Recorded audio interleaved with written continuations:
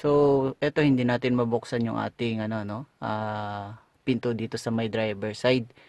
Subukan nating tanggalan muna natin ng power yung kanyang actuator para hindi na tayo magbaklas dito. So, hopefully by disconnecting yung ating battery ay mare-reset siya, no, yung kanyang actuator para hindi na tayo magbaklas kasi may hirapan tayo kasi ito hindi to nabubuksan eh.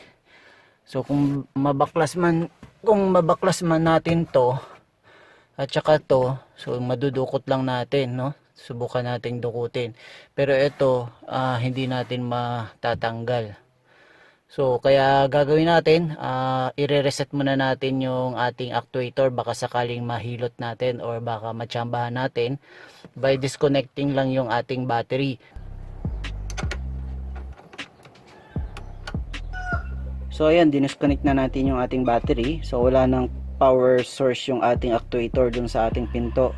So subukan natin siyang ikakabit ulit and then titingnan natin kung ma-reset natin yung kanyang actuator dun sa siya nga pala sa pagdi-disconnect ng ating battery ay posibleng ma-alter natin yung fuel trim ng ating sasakyan, so once na kinonect nyo ito, at least patakbuhin nyo siya ng mga 3 kilometers, so para ma-recover nyo yung tamang fuel trim setting. So yun, ikinabit na natin ulit yung ating battery. So titingnan natin kung mabubuksan natin, no? Ayan. Hopefully maging okay siya.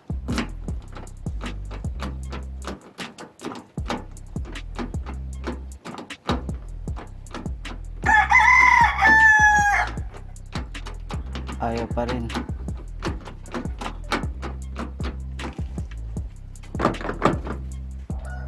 So wala tayong option guys, is kundi baklasin natin to. So tatanggalin ko lang tong screw na yan. Ayan. Then dito naman itong screw na yan. So ayan, natanggal na natin yung screw dito. Ayan. So tinanggal ko din yung screw dito. Ayan. So ngayon sisikwatin natin to. Ayan.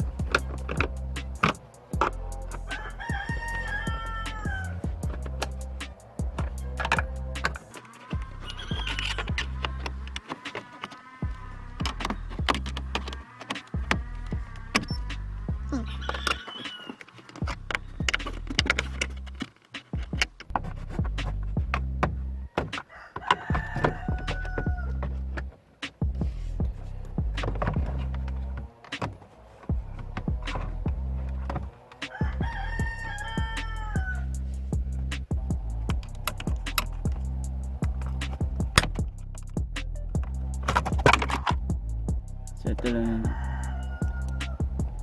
Ito. So wala na tayong ibang screw na pwedeng tanggalin kundi ito. Ayan. So subukan natin itong tanggalin para lumuwag dito. Then dudukutin na lang natin. So natanggal na natin to.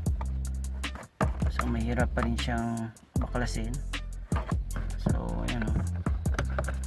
Ayan. So kailangan pag matatanggal mo to pag natanggal mo tong panel na to. Ang problema natin ay hindi natin to mabuksan. So dito meron pang isang screw. Ayan, subukan natin tong tanggalin.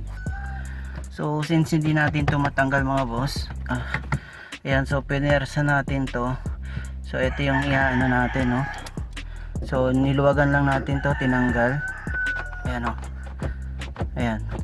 So hinila lang natin to mga boss. Itong isa. Ayan. Dalawa kasi yan eh.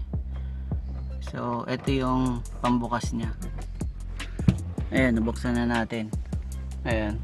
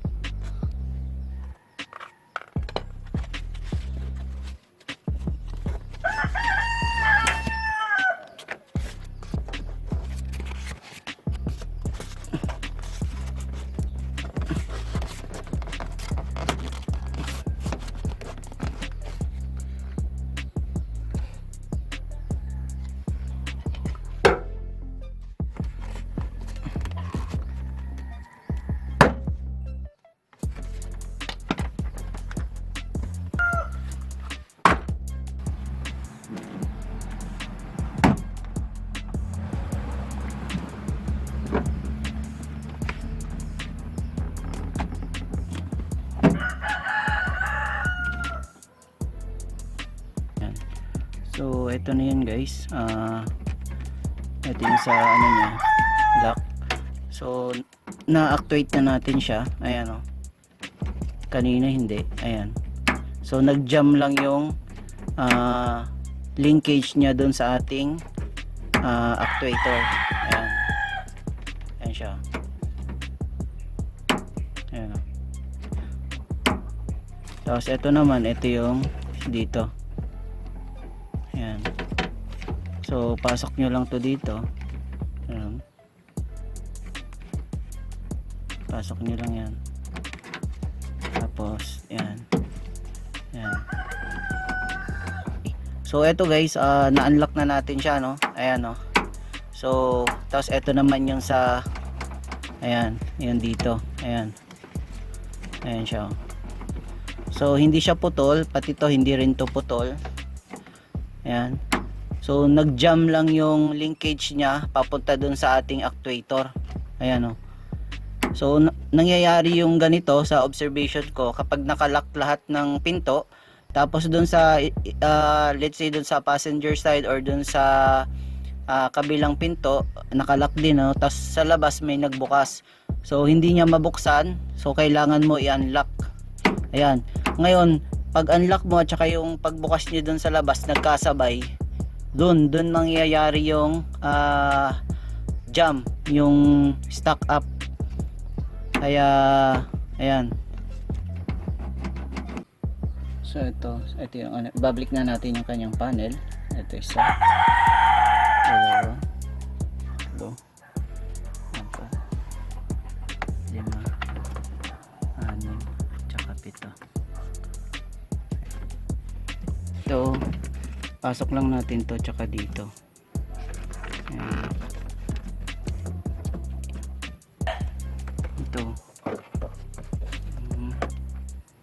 Ito muna ikabit lang natin to dito. Ayan. Ayan. Then slide. Ayan. Ayan.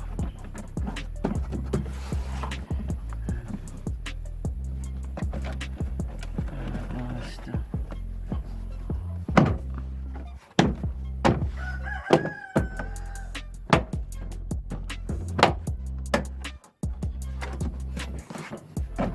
Ito muna yung kakabit natin.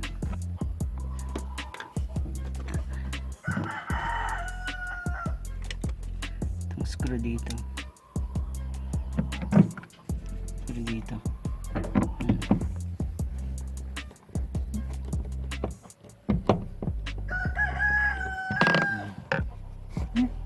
Kabit na natin yan.